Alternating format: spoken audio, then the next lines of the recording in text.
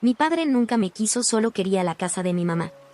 Mi nombre es Marta y tengo actualmente 22 años. Recientemente terminé la universidad y tengo mi propia historia personal sobre la casa donde pasé la mayor parte de mi infancia. En realidad, era una propiedad que pertenecía a mi madre. Ella la había adquirido incluso antes de conocer a mi padre. Siempre fue alguien meticulosa, una mujer que planeaba cada aspecto de su vida. Incluso cuando le diagnosticaron cáncer de intestino, se aseguró de hablarme con calma sobre su testamento. Siempre vas a tener un hogar, me aseguró con una voz tranquila, pese a todo lo que estaba atravesando en ese momento. Después de su fallecimiento, la casa pasó a ser completamente mía.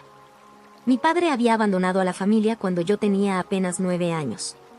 No hubo ningún tipo de escándalo o pelea, simplemente empacó sus pertenencias y se marchó con otra mujer.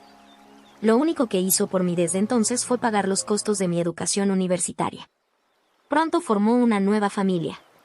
Su nueva esposa, Débora, tuvo una hija, y aunque yo solía visitarlos de vez en cuando, jamás sentí que ese lugar fuera mi hogar. Débora siempre estaba ocupada con mi hermanastra, y mi padre prácticamente vivía en el trabajo. Cuando mamá cayó enferma, decidió renunciar a su empleo como contadora para enfocarse completamente en su tratamiento. Yo tenía tan solo 14 años cuando le dieron el diagnóstico. Pasamos 4 años enteros entre citas médicas, visitas constantes al hospital y diversos procedimientos. Nunca le escuché quejarse, simplemente seguía haciendo planes, como si quisiera garantizar que yo estuviera bien. Pero el cáncer no respeta planes ni personas. Murió cuando yo tenía 18 años, justo unas semanas antes de que me mudara para comenzar mis estudios universitarios en otro estado. Estaba emocionalmente destrozada, apenas podía con mi vida diaria. Fue entonces cuando papá reapareció de forma repentina. Débora y mi hermanastra vinieron a vivir conmigo con la excusa de ofrecer su ayuda. Yo estaba tan confundida y aturdida que ni siquiera pude protestar. Papá me dijo, vamos a ayudarte a superar todo esto. Recuerdo que, una mañana durante el desayuno, él insinuó que se quedaría en la casa de mamá para mantenerla en orden mientras yo estudiaba. Débora agregó, esto va a ser beneficioso para todos nosotros. Yo asentí. Sonaba como una solución adecuada. Me marché a la universidad convencida de que había tomado la mejor decisión posible. Todo parecía ir bien. Durante las vacaciones regresaba a casa y Débora cocinaba mis platos preferidos, mientras Sofía, mi hermanastra, me arrastraba a su habitación para mostrarme sus dibujos o contarme los últimos dramas escolares. En Navidad solíamos decorar el árbol juntas. Papá levantaba a Sofía para que pudiera poner la estrella en la cima del árbol, mientras Débora y yo discutíamos si el resultado final era hermoso o demasiado recargado. En ocasiones, incluso olvidaba que esa no era la familia con la que crecí originalmente. El verano fue diferente, más tranquilo y relajado. Sofía y yo pasábamos largas horas en la piscina, y Débora me invitaba a asistir a las reuniones de su club de lectura. Conversábamos sobre novelas románticas y reíamos juntas. En una ocasión, escuché sin querer a Débora decirle a papá, tu hija se lleva tan bien con Sofía. Es una bendición que tengamos esta casa. Y eso me conmovió profundamente, como si realmente fuésemos una familia real, como si finalmente encajara. Durante mis años de estudio, llamaba frecuentemente a casa. Hablaba con papá sobre mis clases y mis progresos, y Sofía organizaba pequeñas sesiones de chismes para contarme sus aventuras escolares. Todo parecía perfectamente en orden. Logramos construir algo inusual, una especie de familia extraña pero funcional, cimentada sobre los recuerdos y estructuras de la casa de mi madre. Jamás imaginé que todo podía venirse abajo de forma tan repentina, pero supongo que así son las casas. Por muy firmes que sean sus cimientos, nunca sabes lo que ocurre realmente detrás de sus paredes. En mayo, con mi título en mano y una excelente oferta de trabajo, lista para comenzar una nueva etapa en mi vida, me habían aceptado en una prestigiosa empresa localizada en mi ciudad natal. La entrevista fue por Zoom y me ofrecieron el puesto de inmediato. Todo parecía ideal, o al menos eso creí yo en ese momento. El taxi me dejó frente a la casa una tarde cálida de mayo. Me quedé un rato allí, respirando el aire conocido, impregnado del aroma de las flores y contemplando el paisaje familiar. Las rosas que plantó mamá estaban floreciendo intensamente, pero ya no lucían como cuando ella las cuidaba. El césped estaba perfectamente recortado. Había cortinas nuevas en las ventanas, detalles sutiles que habían cambiado a lo largo de mis 4 años fuera, mientras estudiaba en la universidad. Con una sonrisa, tomé mis maletas y me acerqué a la puerta, buscando mis llaves en el bolso, imaginando ya lo bien que dormiría en mi antigua habitación. Sin embargo, al intentar abrir la puerta, noté que algo no estaba bien. La llave no giraba. Pensé que quizás estaba agotada por el viaje y volví a intentarlo, pero nada, la llave no encajaba en absoluto. ¿Qué demonios?, murmuré, tratando de insertarla nuevamente sin éxito. Al final, rendida, golpeé la puerta con fuerza. Era pleno día, seguramente estaban viendo televisión o en la cocina. Fue Débora quien abrió. Sus ojos se agrandaron al verme. Llevaba un delantal puesto, las manos cubiertas de harina. Era evidente que estaba horneando algo. «Marta, ¿qué estás haciendo aquí?». Deslicé mi maleta hacia el interior de la casa mientras mis ojos recorrían la sala. Allí estaban papá y Sofía. Sus rostros reflejaban el mismo desconcierto que había visto en Débora. Sofía estaba acostada en el sofá, absorta en su celular, mientras papá permanecía sentado en su sillón preferido, ese viejo sillón que alguna vez fue el favorito de mamá, leyendo algo en su tableta con total tranquilidad. «¿Qué hago aquí?». «Esta es mi casa. Yo vivo aquí», respondí, observando con más atención los detalles del lugar. Había ciertos cambios sutiles. Algo en la disposición, en los objetos, en la atmósfera, se sentía ligeramente distinto. «¿Y por qué rayos cambiaron las cerraduras?». Papá se llevó la mano al cuello, ese gesto nervioso que siempre lo delataba desde que era niña. «Ah, bueno, cambié las cerraduras hace unas semanas, por motivos de seguridad. Han ocurrido algunos robos en la zona», dijo, sin mirarme directamente. «¿Y no pensaste en decírmelo? ¿O al menos en enviarme un nuevo juego de llaves?». «Esta sigue siendo mi casa». «No esperábamos tu llegada», intervino Débora, cruzando los brazos con incomodidad evidente, su postura a la defensiva. «¿Cómo que no? Les avisé que volvería. Empiezo a trabajar este lunes. Regresé a casa, como lo dije». Mi voz comenzó a quebrarse mientras los miraba, tratando de entender qué estaba ocurriendo. Sentía que la voz se me rompía mientras los observaba, intentando comprender. Alcancé a notar, casi sin querer, que incluso Sofía había dejado a un lado su celular. Nos observaba con una expresión confusa, como si supiera que algo no estaba bien. «Marta», dijo papá en un tono suave, poniéndose de pie. «Hablemos en el estudio, por favor». Lo seguí sin decir palabra. Aquella habitación era antes el despacho de mamá, y tras su fallecimiento, había pasado a ser mío. Sus diplomas aún colgaban de las paredes, y sus libros de contabilidad seguían perfectamente ordenados en los estantes. Papá cerró la puerta detrás de nosotros con lentitud. Sus manos temblaban visiblemente. «Escucha, cariño», empezó, con una voz apenas audible. «Hay algo que debes saber, algo importante». Hizo una pausa larga y tragó saliva, claramente incómodo. «Débora, ella está convencida de que esta casa es mía». «¿Qué estás diciendo?», pregunté, desconcertada, pestañeando varias veces, sin entender bien a qué se refería. Le conté que, después del divorcio, por generosidad, le había dejado esta casa a tu madre y a ti. Pero que, tras la muerte de ella, la propiedad volvió a mí. Débora cree que vive aquí únicamente porque yo se lo permito. Me quedé completamente muda durante varios segundos, boquiabierta, asimilando la magnitud de lo que acababa de escuchar. Finalmente, conseguí responder. «Esta casa es mía. Legalmente. Mamá me la dejó a mí». «Lo sé», dijo él con voz suplicante, acercándose lentamente. «Pero te pido, por favor, que me des un poco de tiempo. Prometo buscar un nuevo lugar para nosotros. Lo haré. Solo necesito pensar en cómo decírselo a Débora sin que eso arruine nuestro matrimonio». ¿Arruinar el matrimonio? ¿Y qué pasa conmigo? ¿Acaso sabe lo que esto me está haciendo? Sacó un manojo de llaves del bolsillo y me lo ofreció como si se tratara de una ofrenda de paz, un intento de arreglar lo irreversible. «Estas son las llaves nuevas, de las cerraduras que cambié. Solo pido unas semanas, Marta. Es lo único que necesito. Te juro que encontraré una solución». Tomé las llaves con la garganta cerrada por la emoción. Sentía un nudo tan apretado que apenas podía hablar. «Está bien», respondí al fin, con voz temblorosa. «Pero todo esto es una locura, papá. ¿De verdad eres consciente de lo que está pasando?». Él asintió con gravedad, soltando un suspiro profundo, aliviado. «Gracias, hija. Te lo agradezco de verdad. Voy a arreglarlo todo, lo prometo». Pero la promesa se desmoronó rápidamente. Esa misma noche, durante la cena, el ambiente era tan espeso que podía cortarse con un cuchillo. La tensión llenaba el aire como humo invisible. Débora apenas me dirigía la palabra, y cuando lo hacía, sus ojos me atravesaban como si yo fuera una extraña. La mujer que alguna vez me horneó galletas con amor, que compartía conmigo novelas en su club de lectura, ahora me miraba con frialdad, como si yo fuera una intrusa que había irrumpido en su espacio. ¿Quieres más papas, papá?, preguntó Sofía inocentemente, ajena al conflicto.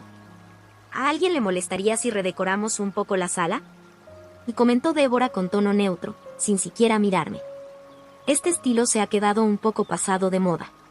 Cerré la mano sobre el tenedor con fuerza, sabiendo que lo que en realidad estaba cuestionando era el legado de mamá, su decoración, su gusto, su presencia aún viva en cada rincón de esa casa. Papá hizo un leve ruido con la garganta y cambió de tema con torpeza, intentando suavizar la tensión. Al día siguiente, temprano por la mañana, me encontraba preparando café en la cocina cuando Débora entró sin hacer ruido. Llevaba puesta una bata y su cabello estaba revuelto por el sueño, pero sus ojos estaban firmes y su expresión, despierta y determinada. Marta, dijo, apoyándose en el borde del mesón, creo que tú y yo deberíamos conversar sobre tus planes.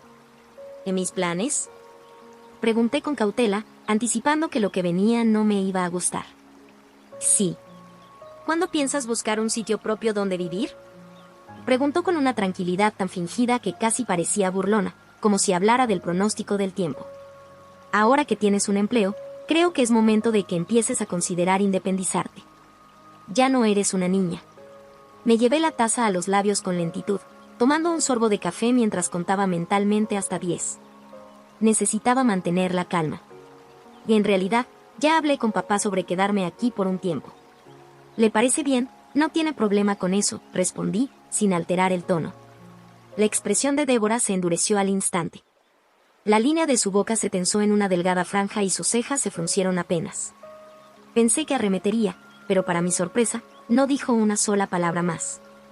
Simplemente se dio la vuelta con gesto altivo y salió de la cocina, dejándome sola con el café ya frío entre las manos y una extraña sensación de inquietud creciendo en mi pecho. Durante las siguientes 2 semanas, la casa se convirtió en un campo minado.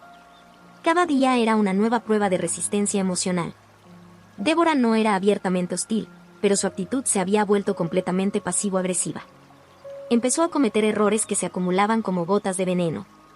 Lavaba mi ropa junto con prendas de color, arruinando algunas camisas blancas, y luego fingía confusión. Oh, no sabía cuál era tu cesto, lo siento. Cocinaba justo para 3 personas y fingía sorpresa cada vez que me sentaba a la mesa. Si encendía la televisión para ver algo, inmediatamente aparecía con la aspiradora, que casualmente debía usar justo en ese momento. Si yo estaba preparando el desayuno, irrumpía en la cocina y comenzaba a reorganizar los armarios, murmurando cosas como, algunas personas nunca aprenden a mantener la cocina en orden. Hasta llegó al punto de quitar el florero favorito de mamá de la repisa de la chimenea y colocarlo en un estante del pasillo, diciendo que no combinaba con la estética renovada. Lo más doloroso no era eso, sino cómo su comportamiento se filtró en Sofía. Mi hermanastra, que no hacía tanto, me enviaba mensajes con memes divertidos y me pedía consejos sobre sus dramas románticos, comenzó a tratarme con frialdad. Ahora ponía los ojos en blanco cada vez que entraba en una habitación. Incluso llegó a referirse a mí como esa chica cuando hablaba con sus amigas, asegurándose de que yo lo escuchara. Lo único que me sostenía era el trabajo. En la oficina, todo parecía normal. Me asignaron un cubículo con vista al centro de la ciudad y un equipo amable. Carlos, del área de evaluación de riesgos, era particularmente simpático. Un día, se acercó con una sonrisa y me preguntó: ¿cuándo empiezas oficialmente? Que en 2 semanas, respondí, algo más animada. Esa noche, durante la cena, traté de compartir la noticia, intentando establecer algo de normalidad entre tanto caos. Y empiezo en 2 semanas, dije con voz tranquila. Débora hizo chocar el tenedor contra el plato con más fuerza de la necesaria. Luego forzó una sonrisa tan tensa que parecía pintada con brocha gruesa. Qué buena noticia, ¿verdad? Y dijo con entusiasmo falso. Apenas recibas tu primer sueldo, podrás empezar a buscar tu propio departamento. Conozco varios complejos residenciales pensados para profesionales jóvenes, bastante económicos. Alcé la mirada hacia papá. Él me sostuvo la vista por un segundo, y su expresión fue un ruego silencioso para que no reaccionara. Tragué mi orgullo y seguí comiendo, aunque cada bocado sabía a cartón. En los días siguientes, comencé a refugiarme más con mis viejas amigas, Gabriela y Lili. Pasábamos las tardes paseando, tomando café y hablando como en los viejos tiempos. Con ellas todo se sentía cálido, familiar, como si la vida aún pudiera tener momentos auténticos. Pero cada vez que cruzaba la puerta de la casa, esa sensación desaparecía de inmediato. Las conversaciones cesaban apenas entraba. Escuchaba murmullos desde la cocina, voces que se apagaban al notar mi presencia. Luego, todos fingían que no pasaba nada, que todo estaba bien, con sonrisas que no alcanzaban los ojos. Una mañana de sábado me desperté con una extraña sensación. Un silencio absoluto lo llenaba todo. No había ruidos de la cocina, ni música en el cuarto de Sofía, ni los habituales partidos de fútbol de papá. Todo era inusualmente quieto. Me puse los calcetines y bajé las escaleras en pijama. La cocina relucía de una manera antinatural. Estaba tan ordenada que parecía haber sido recién limpiada para una sesión de fotos. La sala, igualmente, parecía un espacio de exhibición. Los cojines perfectamente colocados, ninguna prenda suelta a la vista. Las botas de Sofía habían desaparecido del pasillo. Miré por la ventana, el coche de papá no estaba. Revisé el teléfono. Ni un solo mensaje, ni una nota. Todo el mundo se había esfumado. Al principio supuse que tal vez habían salido a desayunar, aunque algo no cuadraba. Incluso en los días más tensos, siempre dejaban una nota, un mensaje, un simple volveremos en un rato. Esta vez, nada. El vacío era absoluto. Intenté llamar a papá. Nada. Llamada directa al buzón. Lo intenté otra vez. Igual. Y otra más. Solo la voz automática me respondía, imperturbable. Una angustia fría me empezó a recorrer el estómago. Como último recurso, llamé a Débora. Contestó al cuarto timbrazo, justo cuando estaba a punto de colgar. ¿Qué quieres? Soltó con una voz cortante, helada. Jamás la había oído hablar así. De fondo, escuché claramente el sonido del mar. Olas. Música tropical. Solo quería saber dónde están todos, dije, tratando de mantenerme serena, desconcertada por su tono. Me desperté y la casa estaba vacía. Se rió. No una risa divertida. No. Era una risa desagradable, cruel, que me heló la sangre. Ah, ¿no te lo dijimos? Estamos en las Malvinas. Primera clase. Resort de lujo. Todo incluido. No te avisamos porque, bueno, sinceramente, no queríamos que aparecieras esperando que pagáramos por ti. Ya sabes, como siempre. Me quedé sin palabras. Abrí la boca, pero no me dio oportunidad de responder. Me interrumpió con un tono aún más venenoso. Estoy completamente agotada con esta situación. Eres una inútil. Vives en esta casa como si te perteneciera. Tu padre quizás lo tolere, pero yo ya llegué al límite. ¿Tienes idea de lo humillante que resulta tener a una mujer adulta viviendo de nuestra caridad? Te devoras nuestra comida, utilizas todos nuestros servicios. Las manos me temblaban sin control. Apenas podía sostener el teléfono. Me dejé caer en el taburete de la cocina, el que solía usar mamá, mis piernas se sentían de repente increíblemente débiles, como si ya no pudieran sostenerme. Débora, por favor, espera, escúchame un segundo. Casi lo gritó con furia. Tu padre jamás te quiso de verdad. Siempre fuiste una molestia, una carga pesada. Ya ha malgastado suficiente en ti, los estudios universitarios, tus caprichos, absolutamente todo. Y ahora estás aquí, instalada como si fueras una reina, viviendo a expensas nuestras. Te estoy harta. ¿De verdad pensaste que podrías quedarte eternamente en esta casa sin aportar un centavo? Pude oír a Sofía riendo al fondo. También la voz de papá, aunque no entendí lo que decía. La sensación de traición fue tan brutal que sentí que me golpeaban con fuerza. Cuando regresemos, siguió hablando Débora, con una voz tan venenosa que cortaba, quiero que te hayas ido. Empaca tus cosas y desaparece. Si te encontramos aquí al volver, te sacaré personalmente. Y créeme, no será nada amable. No me interesa dónde vayas, aunque termines durmiendo bajo un puente. Ya no formas parte de esta familia. No nos importas más. Y ni pienses en llamar a papá. Él está completamente de acuerdo conmigo. Ya hemos bloqueado tu número. Di buena suerte, Marta, o quizás mala suerte, ¿qué más da? La llamada se terminó de golpe. Permanecí en la cocina, según mi percepción, durante muchas horas. Poco a poco, la rabia fue reemplazando el dolor en mi interior. ¿Me llamó holgazana? Me pregunté con incredulidad. De inmediato, bloqueé todos sus números. Mis manos seguían temblando, pero esta vez el temblor era de pura furia. Entonces comencé a recorrer meticulosamente la casa, recogiendo todas sus pertenencias, la ropa costosa de Débora, los materiales escolares de Sofía, los palos de golf de papá. Empaqué cada cosa en maletas y cajas. Pasé todo el sábado haciendo esto, impulsada únicamente por mi rabia acumulada y una decepción que me quemaba por dentro. Para el domingo por la mañana, todas sus cosas estaban empacadas y bien apiladas en el garaje. Contacté a un cerrajero que trabajaba las 24 horas. Llegó rápido y reemplazó todas las cerraduras. Me costó una pequeña fortuna, pero sentí que cada centavo valía la pena. Cuando terminó, le entregué mi tarjeta de crédito y apreté fuertemente las nuevas llaves entre mis dedos. El lunes fui a mi nuevo trabajo. Me lancé de lleno al empleo durante 2 semanas. Me hice de nuevas amistades, aprendí todo lo que pude y procuré mantener mi mente ocupada para no pensar en la inevitable confrontación que se avecinaba. Reorganicé toda la casa como estaba cuando mamá vivía. Eliminé cualquier rastro de Débora. Sus cosas seguían guardadas en el garaje. Ese viernes, al regresar del trabajo, los vi allí parados. Estaban justo en la entrada. Papá lucía inquieto. Débora tenía los ojos encendidos de furia. Sofía, detrás de ellos, estaba callada, con una expresión seria y frunciendo el ceño. Acababan de regresar de sus vacaciones. Todavía tenían las maletas dentro del coche de alquiler. Débora empezó a gritar antes siquiera de que pudiera bajarme por completo del coche. ¿Cómo se te ocurre cambiar las cerraduras? ¿Cómo te atreves a echarnos de nuestra propia casa? Pasé tranquilamente junto a ellos, sin mirarlos, y abrí la puerta. Débora se lanzó hacia mí gritando sin control. Vamos a llamar a la policía. Ya esto es ilegal. Ya esto es allanamiento. Ya esta casa es nuestra. Me di la vuelta para enfrentarlos. Algo en mi interior finalmente se rompió y salió a la superficie. No, Débora. Esta no es su casa. Nunca lo ha sido.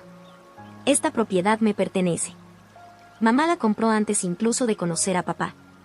Ella me la dejó en su testamento. La única razón por la que ustedes vivían aquí es porque yo, de buena voluntad, se los permití. Pero era algo temporal. Débora soltó una risa falsa, visiblemente nerviosa, y miró a papá buscando respaldo. Y dile que está mintiendo.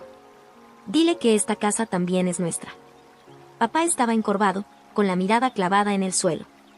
No dijo nada. Solo se encogió de hombros con expresión derrotada. Ella dice la verdad. La casa siempre fue de ella. Vi cómo la cara de Débora pasaba del enojo puro al cálculo frío, como si dentro de su mente se activara un interruptor.